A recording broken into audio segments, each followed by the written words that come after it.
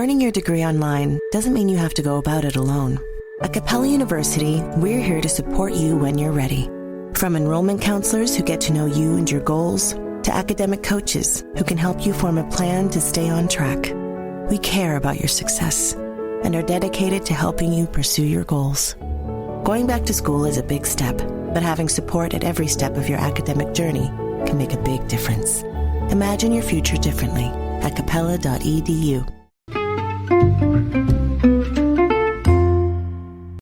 Hi everybody, and welcome to the Dr. Psych Mom Show. Today I'm going to be talking about the benefits and drawbacks to staying married until the kids are out of the house, till they go to college, etc.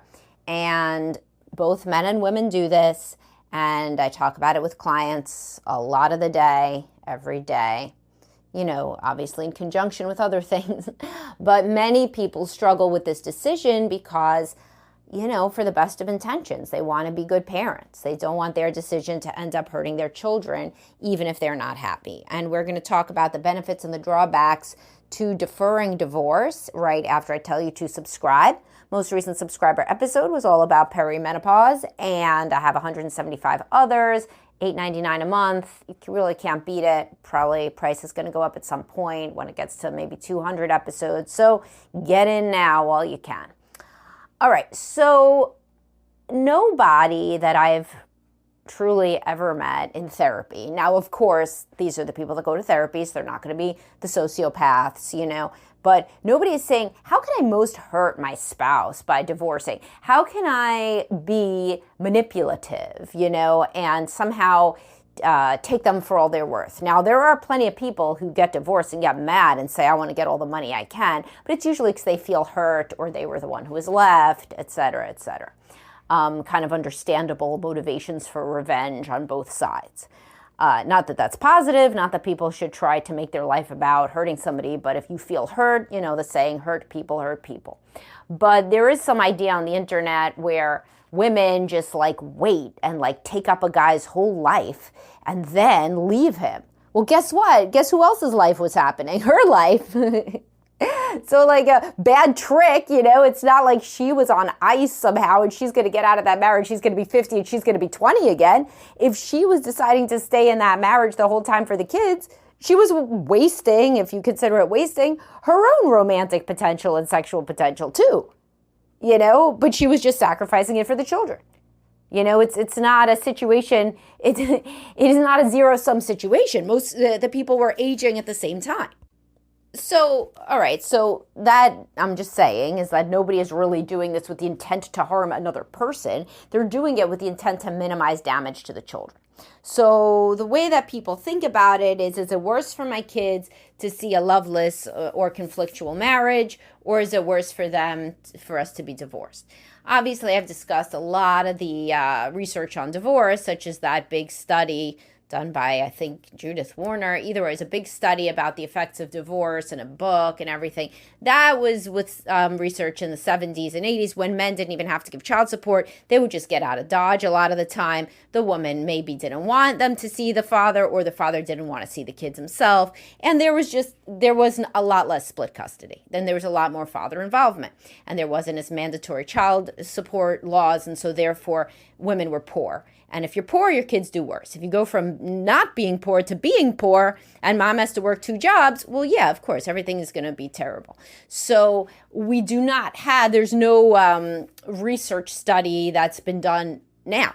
Like, I mean, this with, you know, with all of the longitudinal data that started after, like with all the kids that do joint custody, you know, for example. There is research that shows that joint custody is better. They just usually mean like, do you see the father? Like, not is it 50-50? I don't know of any research studies on 50-50 versus other modalities. It wouldn't necessarily be able to be an experiment. Obviously, you can't put kids into that category, so it has to be natural, right? Naturally occurring.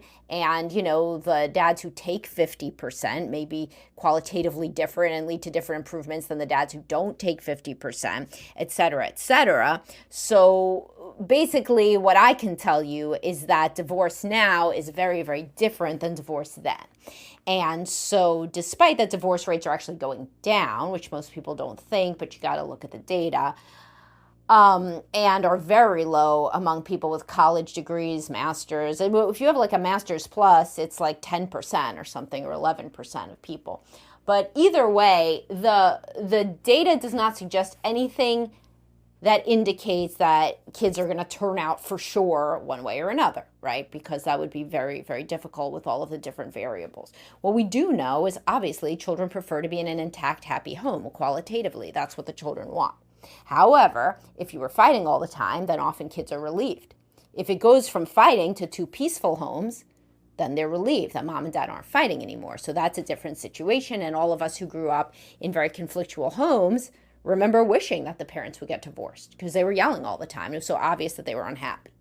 But in the situation where the parents seem happy, well then, unfortunately, they would probably prefer you stay together, right?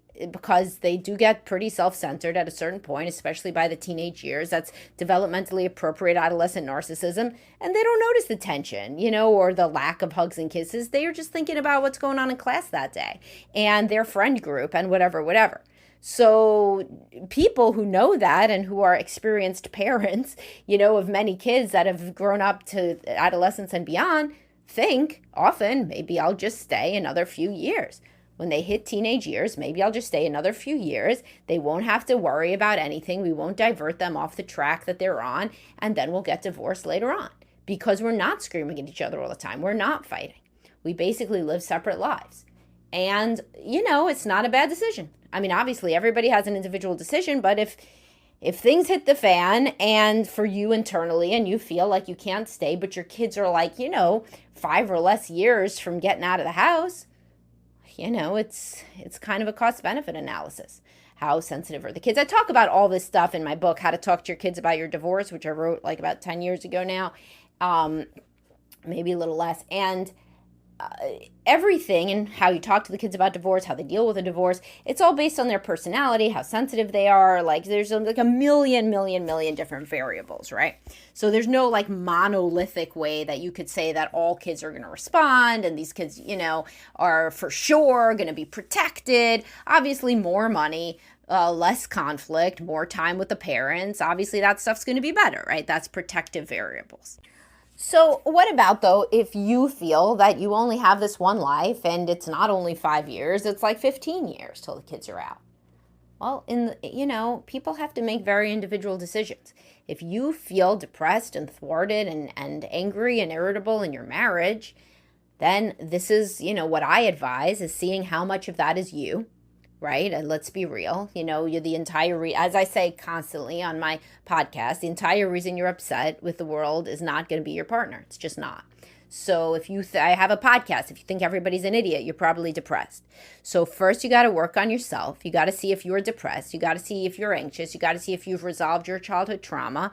If you have problems in your marriage, you probably saw a marriage with problems growing up. Has that stuff been worked through? Once you've cleaned up your side of the street, then you go to focus on couples counseling. Can you guys learn to communicate in more adaptive ways? Can you be healthier in the ways that you interact with each other? Can you bring back intimacy? Can you figure out how to correctly balance in whatever's correct to you or feels good to you, the couple and the family?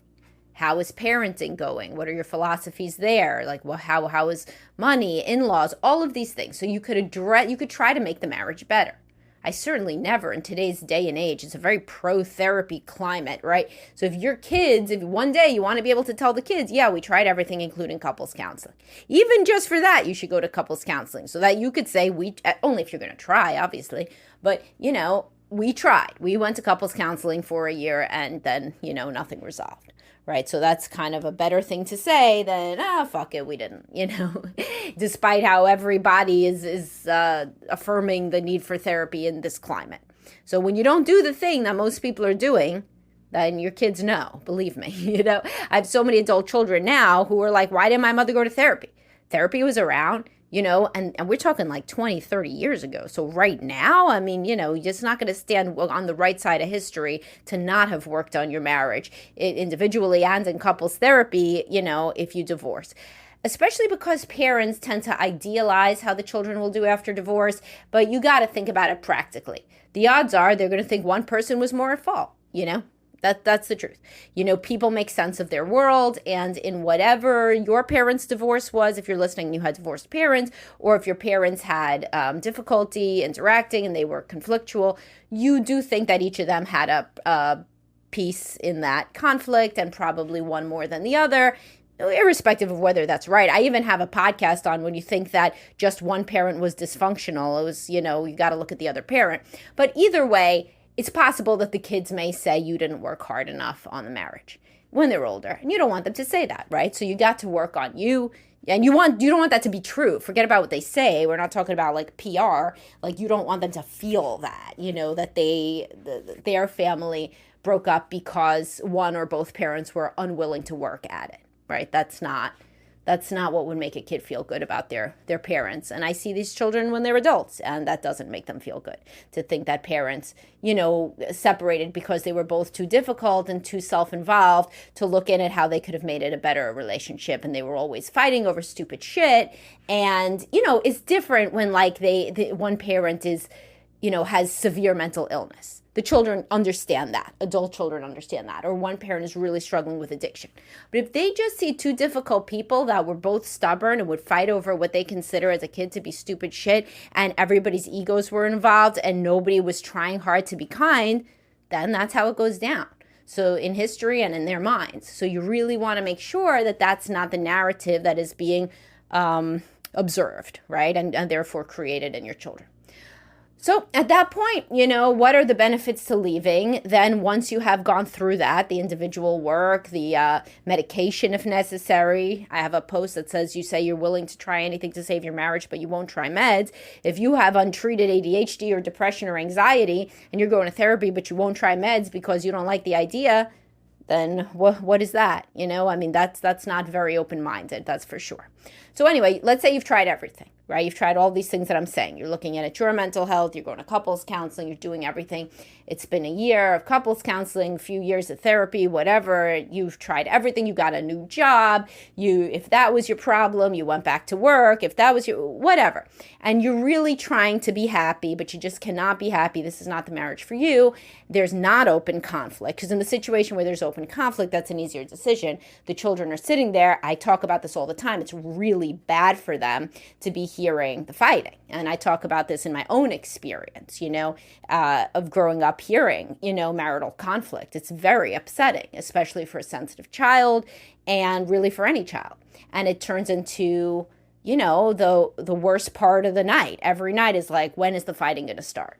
And so if you're in that situation, then you got a little more leg to stand on for shit. Maybe you should just separate, and make sure that you both have happy, calm houses in as much as you can.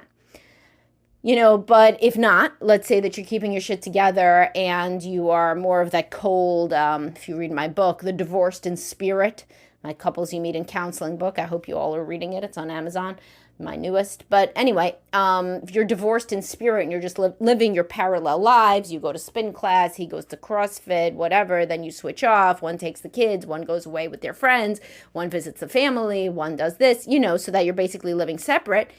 You got to think about it. A really important thing to think about is, do you want love in your life? Like, do you want to be in another loving relationship? Because if you don't, then you could also have basically a parenting marriage, they call it. You and your spouse, even an open marriage. See, the thing is usually you don't get two people that don't want to have a loving relationship. If you do, then you're just parenting, and then that's fine. And maybe you even want an open marriage. That could be something that you try too.